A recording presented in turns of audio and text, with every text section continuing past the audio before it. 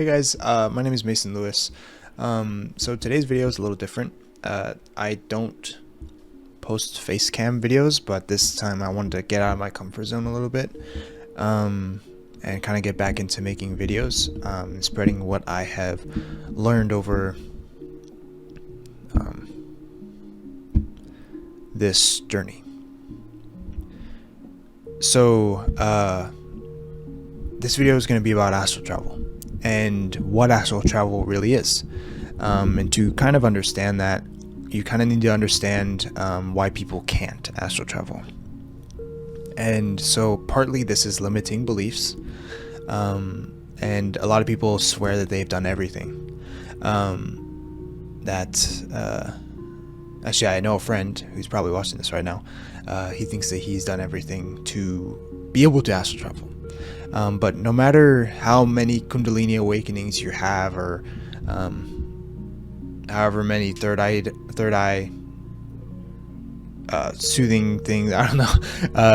No matter what, there are things that are called limiting beliefs, and these limiting beliefs stop everything.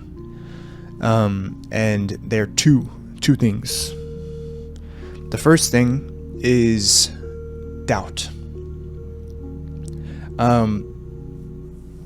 We believe that our true enemy in this existence is Satan or some kind of secret organization, the WEF or whatever. But in reality, our true enemy is doubt. Doubt that what is happening is not for our highest and greatest good, whatever that even means. That doubt in the universe, that there is some sort of mistake, supposedly. And beyond that, in our topic, doubt of what you are seeing, doubt of what you are feeling, doubt of what you're hearing. The second enemy is expectation. So expectation goes hand in hand with doubt. When you doubt something, all of a sudden, what comes in? Expectation. You need to have an expectation for something that you doubt. Like, if it doesn't go this way, it has to go this way. So these two energies play hand in hand, and one cannot live without the other. So the key to astral projection is understanding that these two energies are not good for you. That whenever you have these two energies, that you must recognize them. And this is how we reprogram ourselves. We reprogram our bodies.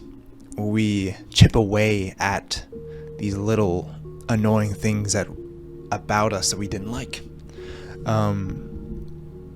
So this is the true beginning of astral travel, is understanding these two energies is what is stopping us from being able to do so. So real quickly, I want to do a short exercise that is pretty easy because we do it every day. So keep your eyes open. You can look at me, or you can look at the wall. I don't know. And just remember something you did this morning. Whether it's brushing your teeth, taking a shower, taking a dump, anything. So with this vision you just had of remembering something with your eyes open, you need to kind of get rid of your programming. Those weren't neurons firing. They may have been. They were able to facilitate that vision. But in reality, what you're doing is astral traveling. You are going into the records instantaneously because you're already there, and you are reaching in to bring into vision what it is you want. It's that simple. You don't need some kind of ceremony. You don't need to light candles. You don't need to close your eyes. We exist in every fabric of reality, whether it's in dark matter deep in space, whether it's in a neutron star in the center, whether it's in the dark side of the moon, or in the grain of sand. We are everywhere. So now this is where doubt settles in. Doubt that you aren't enough, basically. That what you just saw wasn't real. That what you just saw wasn't the Akashic records or whatever. You need to recognize that, and recognize that that doubt is no longer serving you, and that you are infinitesimally powerful. That these things you've been doing these things since you were born, and many lives in the past, and many lives in the future, and you will continue to do so for all of eternity. So this is not anything new. If you are here, if you're listening to this video, if you are aware of the energies right now already, then you are clearly advanced enough to be able to astral project. So now to move on to the nitty-gritty, the details, if you will.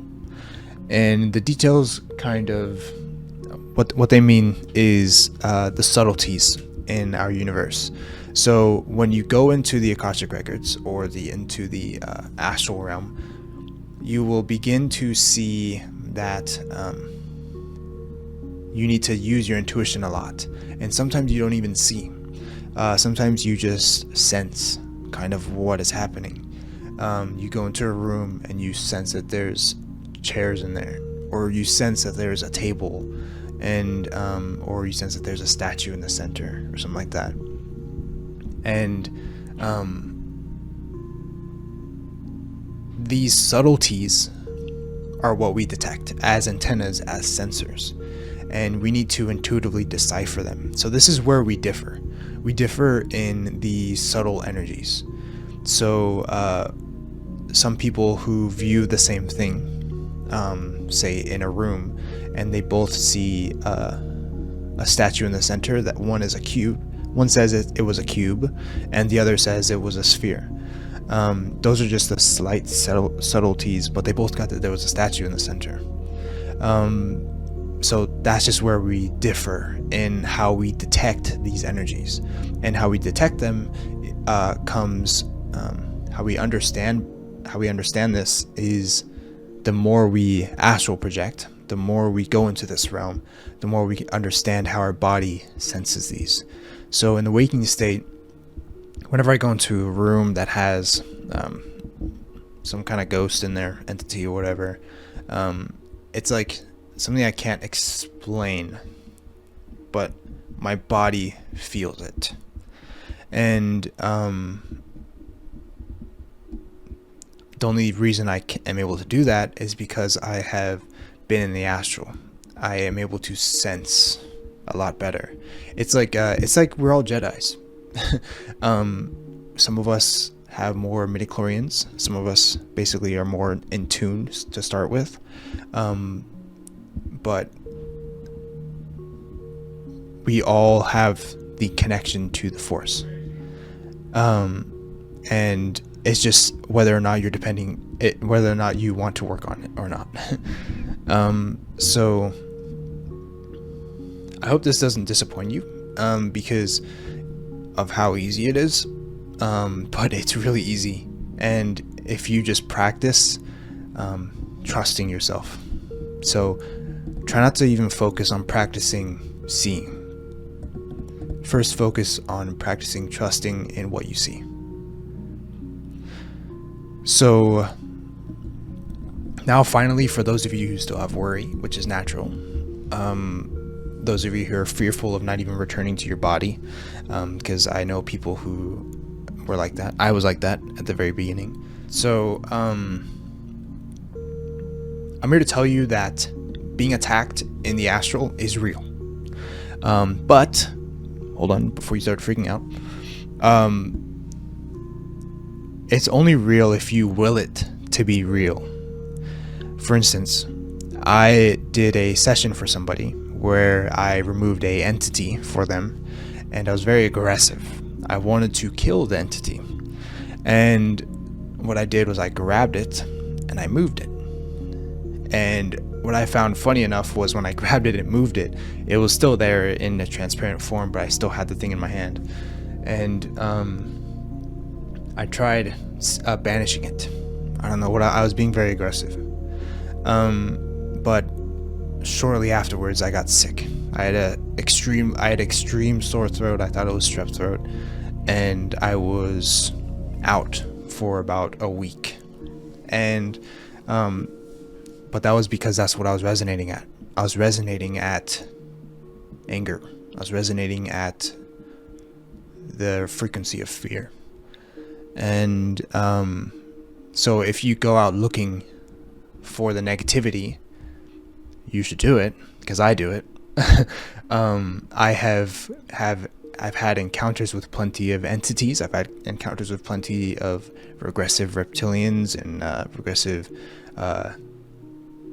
grays, stuff like that, all the bad stuff that we all know and love, and nothing has happened to me. But as soon as I implement negative thought into it, negative intention into it, is when I receive what I give out. So when you go into the astral, remember that the laws of the universe still apply. That you cannot just be aggressive and try to hurt somebody or give them cancer or something like that without getting a little bit back to yourself. So just keep that in mind. Like I said, there's nothing to fear. Even with the idea of not returning to your body, you don't leave, and you aren't even your body anyways. So there's no fear to be had. Yeah, so I could talk a lot about this subject, but if you guys have any questions about it in the comments, let me know. And in my next video, I'm going to be talking about the state of our planet. For those of you who care about my viewpoint, I will share it on here. And so just keep a positive mindset. Focus on your own well-being, like what Foh'Theim tells me all the time. Focus on protecting your inner peace. If there's something that is grinding your gears, getting you angry, detach. Don't grow cold and distant.